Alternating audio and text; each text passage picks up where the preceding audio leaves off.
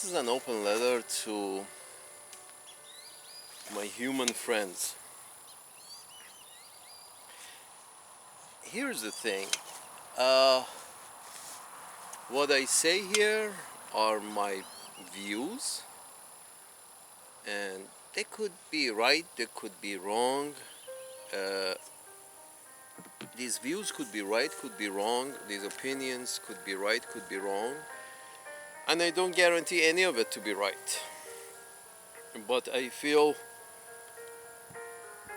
I should put my 2 cents in, just like the guy said, I doubt, therefore I am.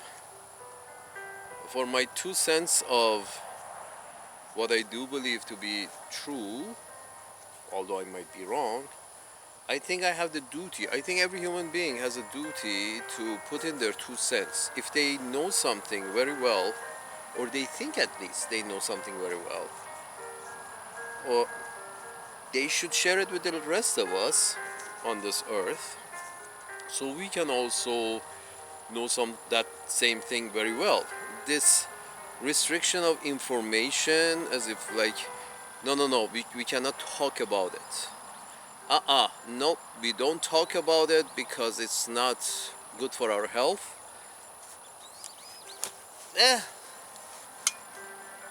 L'chaim.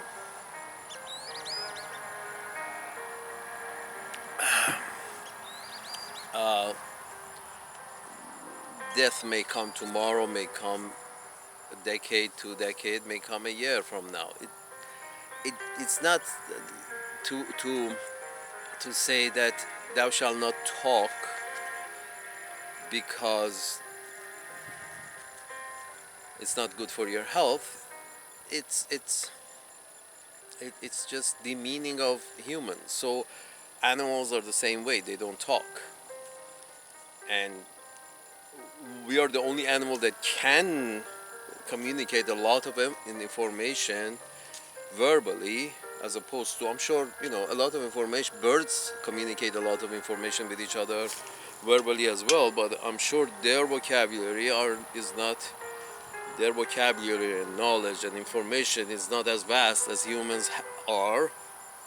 Therefore, we are the only creatures which know a lot and can communicate a lot.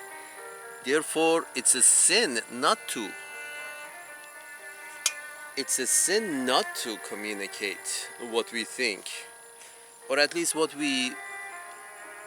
our opinion. It's a sin not to share your opinion, because if you are very well aware of something, you shouldn't talk about things that you don't know, much about.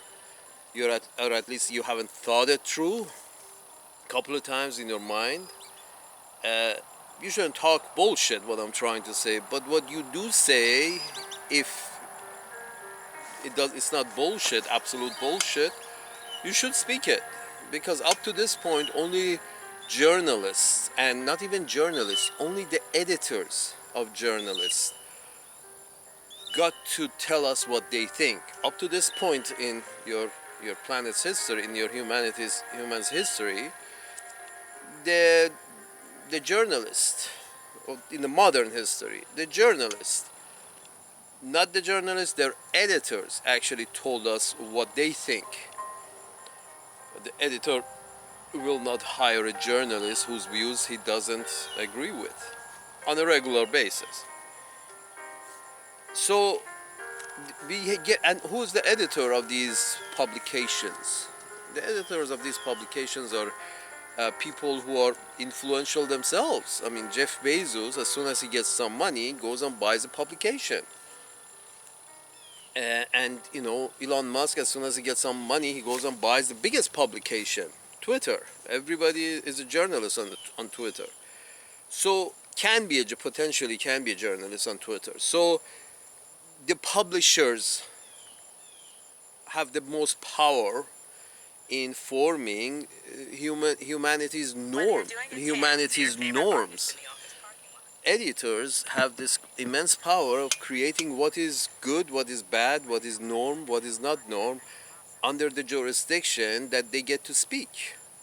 So these editors are, people who have dinner with the likes of Jeff Bezos, to the very rich and powerful. So their views are always the views of the rich and powerful, because that's who they have dinner with, at least once a week, twice a week. So their views cannot differ that much from the views of the owners of that publication. And who are the owners of this publication? Are the chieftains of society, the upper echelon. In the West, it's the upper echelon of the pink skin society in North America and West and Europe in general.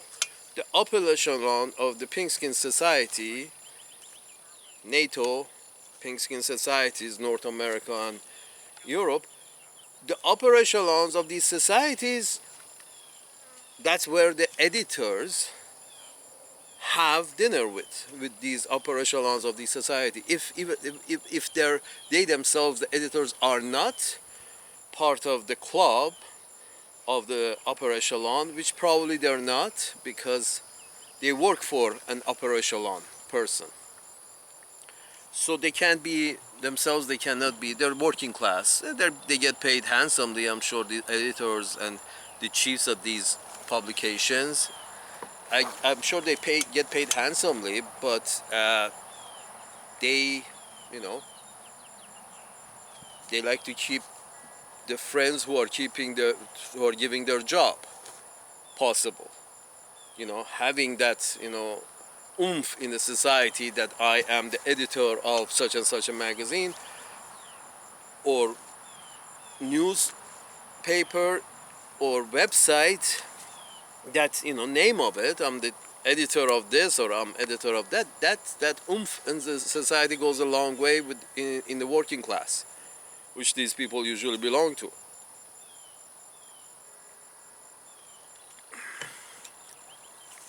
So my point is this.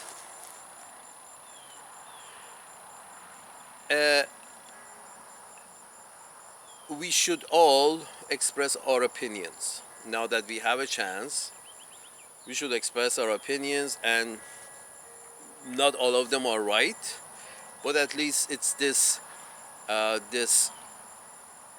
clash of ideas that is communicated verbally, easily verbally through video across the planet.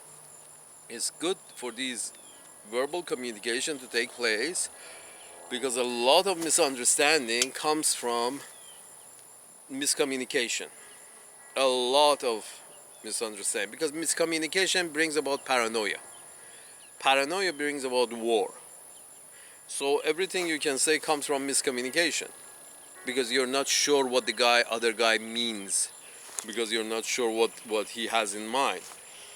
Well, therefore, speaking more, it's a good idea for everybody. I recommend it for everybody to speak more. Even if you're wrong, doesn't matter.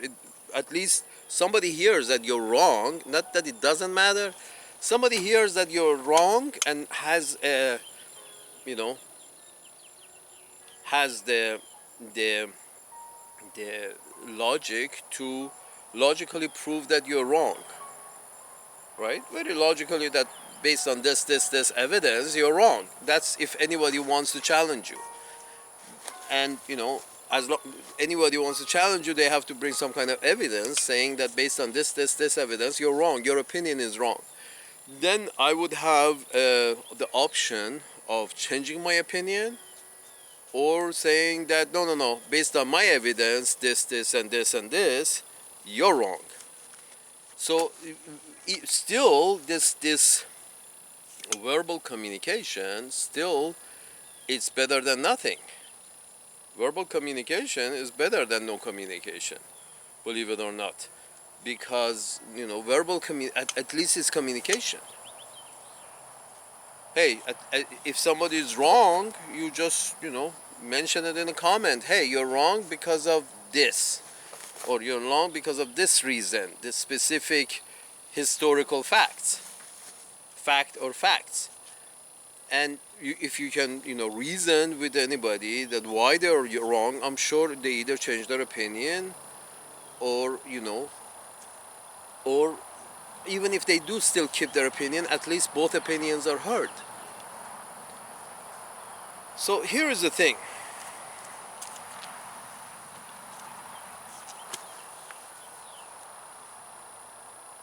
This is in this was a long opening for my main main point on this video. It's about women. I don't this I guess the opening is going to be longer than the main event on this video. Here's the thing, women. This whole idea, I'm sorry, again, the problem I see with the problem with women goes back to democracy. It seems it's a democratic problem that is causing these kind of issues in the society. Here's the thing about democracy. It seems to me that democracies, because they themselves are short-term governance, 4 years, 8 years, or in case of senators, 6 years, short-term governance means short-term responsibility. Short-term responsibility means short-sightedness, means aiming for near goals, short-term goals. Aiming for short-term goals, that is how what democracy is. Because the government doesn't go over 40 years, over 4 years. The head of the government just change every 4 years. Okay, fine. And changes overnight from, opposite, from red to blue, and suddenly, at least on the surface, it seems their policies are going to be contradictory. Yes and no. A lot of times it's the same, just under a different banner, but still their domestic policy at least is different. There are two sides of the society: the progressive side and the traditional side. So there is always going to be at least two parties, one belonging to the progressive and one belonging to the traditionalist. So potentially every other government, especially in the presidential system, that anybody can just jump in and win because of charm and name recognition, or charm, money, or name recognition. If anybody can become the leader in a democracy, especially presidential form of democracy, just anybody, just off the street, yesterday on the streets, doing managerial things with, some half-ass companies, and then the next day being the man with a nuclear button, or at least a nuclear football. So the point is this: just because anybody can be there, and it's a short-term governance, anybody can get there, and it's a very short-term governance, and it's a very short-term kind of governance, 4 years, 6 years, 8 years, whatever. Your goals become short-term.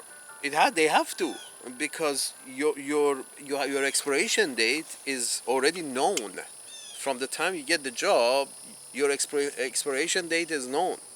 At least with the parliamentary system, your expiration date is undetermined, so you try to do as good a job as you can, so maybe you can extend your expiration date.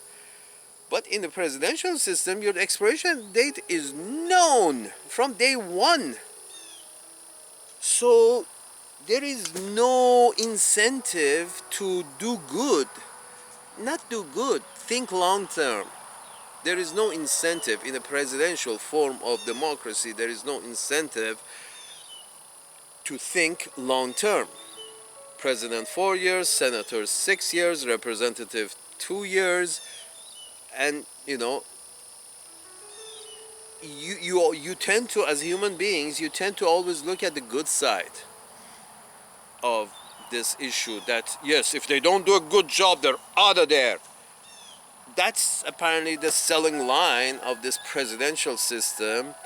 But unfortunately, on the facts on the ground is that because it's short term, the goals are only short term.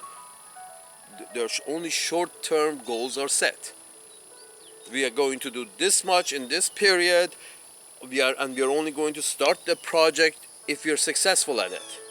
If by the end of our term the project is not done and we cannot claim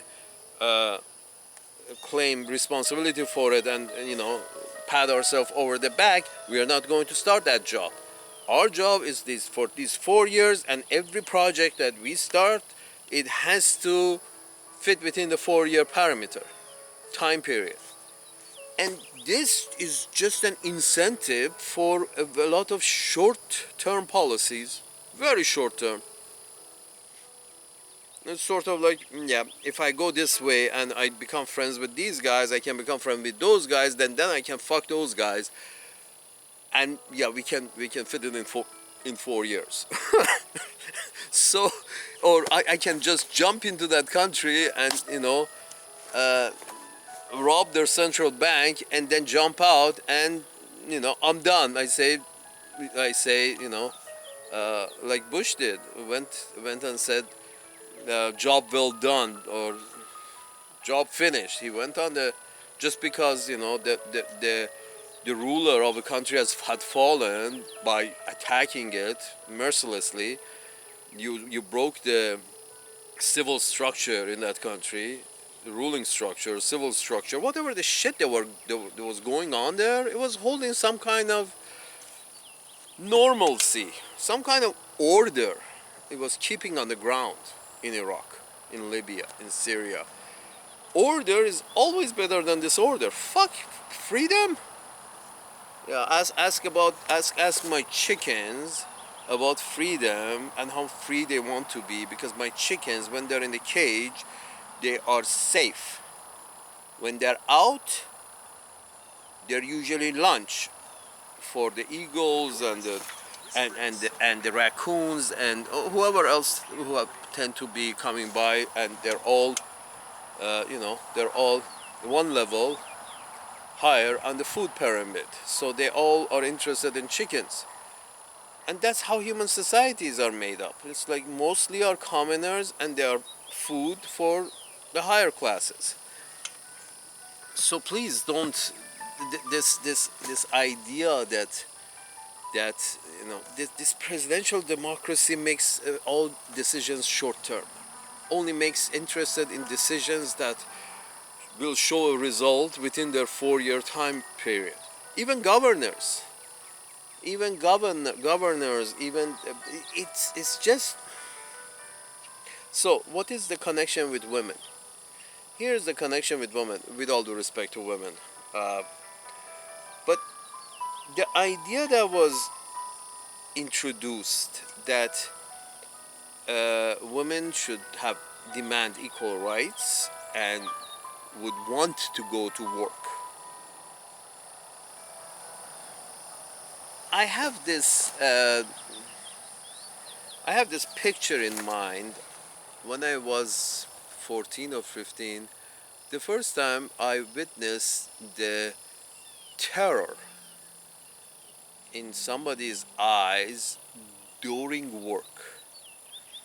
I was working in this as an intern. I was working in this small firm.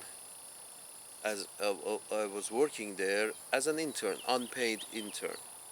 So there was this woman who worked there, and basically she had a jumpy lip, and basically the stress made her nervous system react in this way that she was very showed her stress by having a side of her lip jump while she was talking, while she was just not talking, standing, is just as a tick. And it was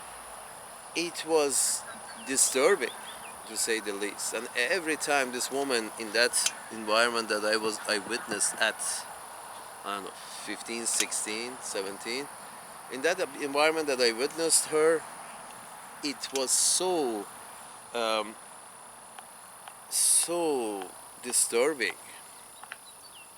And the problem was that every time the owner, every time the owner would come by, the owner or the boss, the manager in that company would come by and have an interaction with her. Her lip movement, this uncontrollable jump in her lip, um, noticeably became more, because obviously she was stressful, because obviously she was scared shitless of the boss and almost everybody else as well. So here's the thing, folks. It seems so this is my disturbing view of a woman in the workplace that I picked up when I was 14, 15, 16, and it never left my mind that how such a harsh environment this shithole has to be, that creates such a stressful situation, that this woman has got a nervous tick as a part of her job. As a side effect of her job, she's got a nervous tick. And this is a woman who's a mother, is going to be a mother, should be a mother, probably is going to be a mother. And you're thinking to yourself, I'm sorry, it's clear that this woman doesn't have any business in this place, because this place is a stressful place, especially in the shithole I'm from.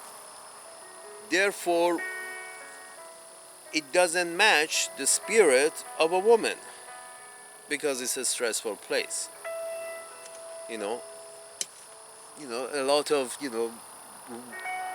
wild dogs roaming around and barking at each other from time to time, and some couple of wolves and a lot of wild dogs, and that's a firm's environment. That's a working environment in any firm in a capitalist system.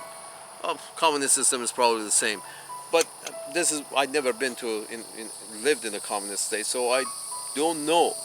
But it probably is the same. Humans everywhere, so they're always behaving like wild animals towards each other.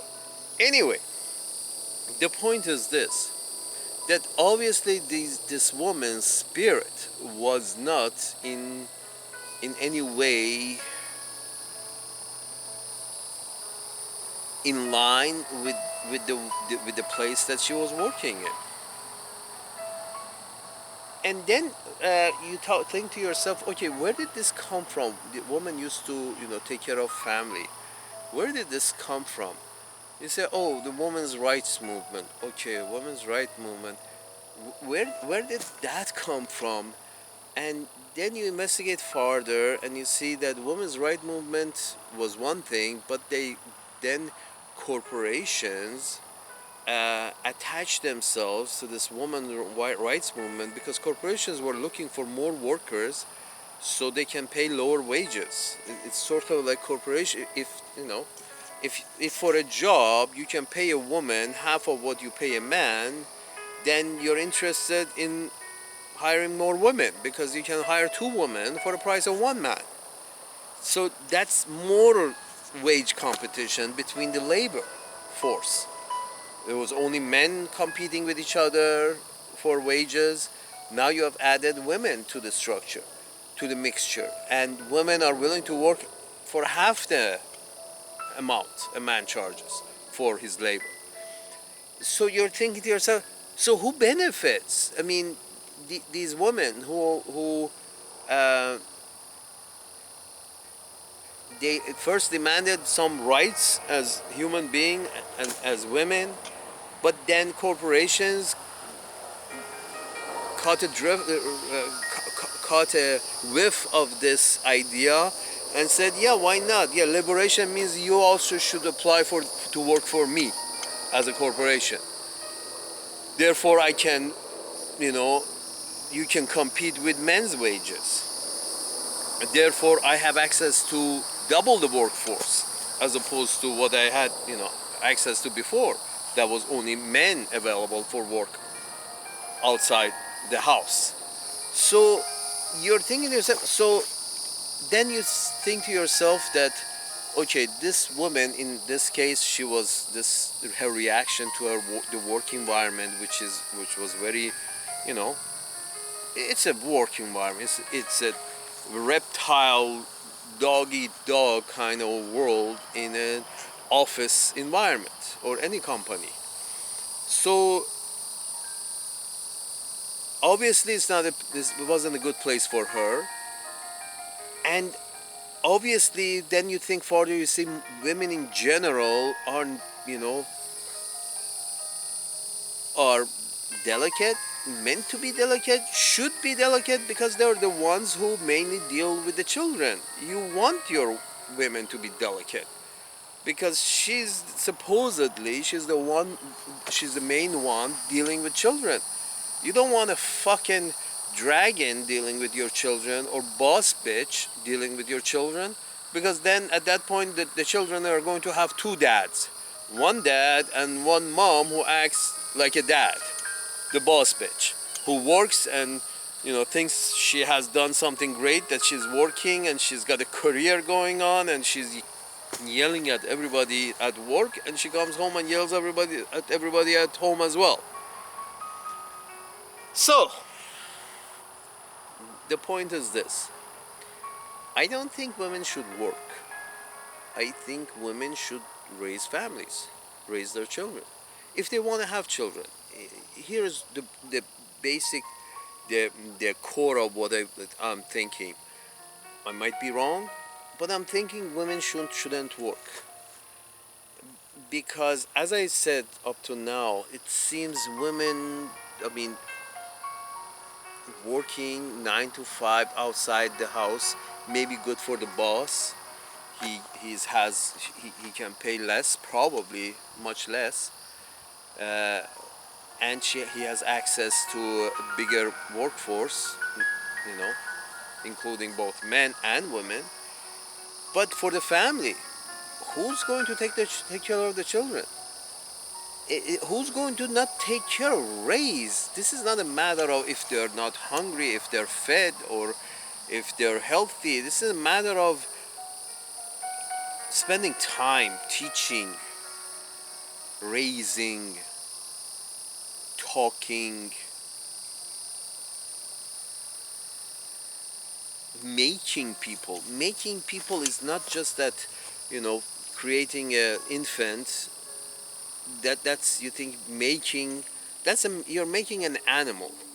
When you mate and a child pops up, that's an animal, and it's been proven that if this child is raised by the wolves, something happened, the child was raised by the wolf in reality.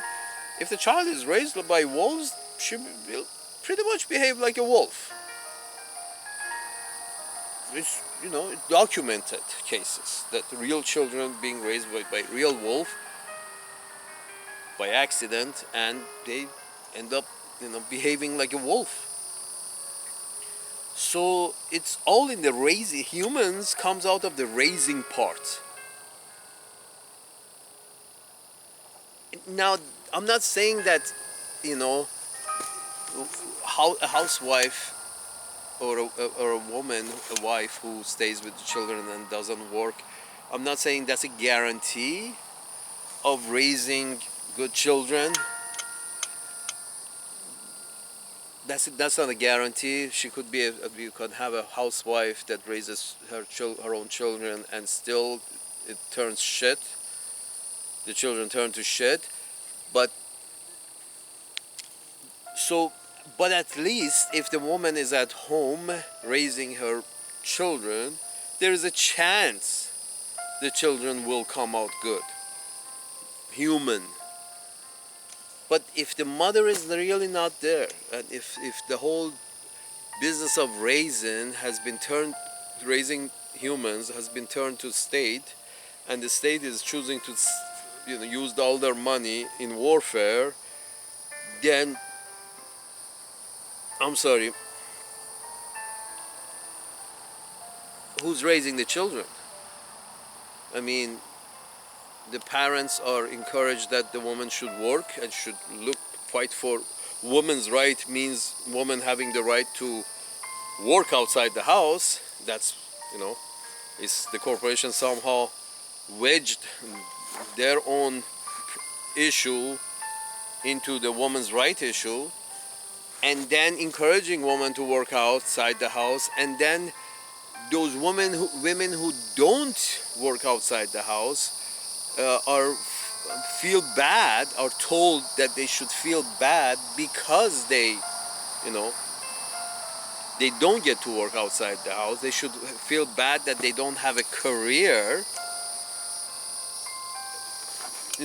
and therefore a lot of times those housewives become depressed because the society is telling them that raising children is not an important enough job, worthwhile job.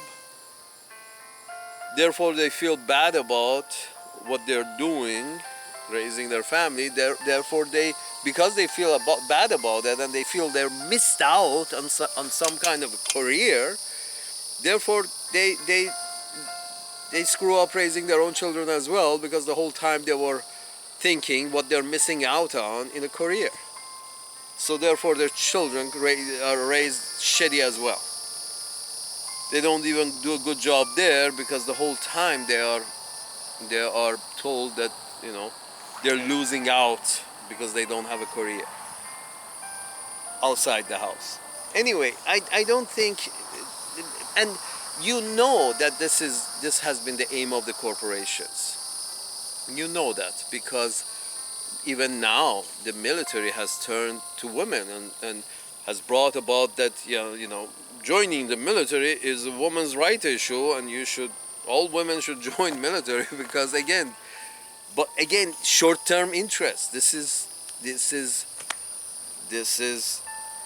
democracy. It's a short-term interest. You need recruits, so you open the door to women, and I'm thinking to myself, so it wasn't bad enough that women were working for the boss man, just like their husband. They're not spending time with their children, raising their children, so you can have a better society. That wasn't enough. Now the doors to jobs for women was opened in 60s and 50s and 60s and 70s. Now the door for the military also as well, because now the military, because the military has had problem recruiting, they have opened the door for women and call it women equality or women freedom or blah blah blah.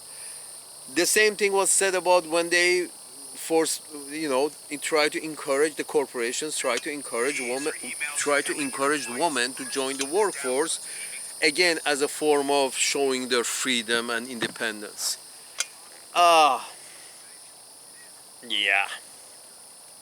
Yeah, I'm sorry, but again, women, it wasn't bad enough women in the workforce. Now women in the military.